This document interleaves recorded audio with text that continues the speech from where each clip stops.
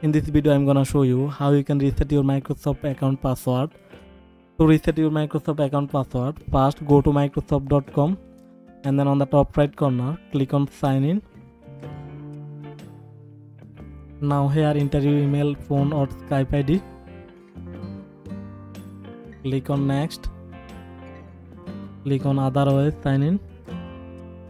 Click on use my password. Now you forget your password, so click on forget password. Now here enter your security code from your email or your authenticator app. Now select your email and then click on get code. Now here enter your code from your email. After that click on next.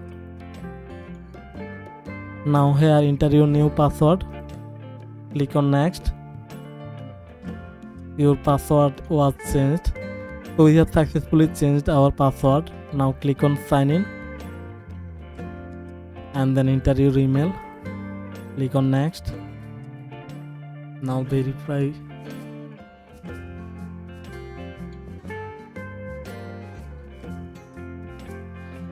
And there you go. We have successfully signed in to our Microsoft account. So that's how you can reset your Microsoft account password. Hope that this video helped you out. If this video helped you, hit the like button and subscribe the channel. Thanks for watching.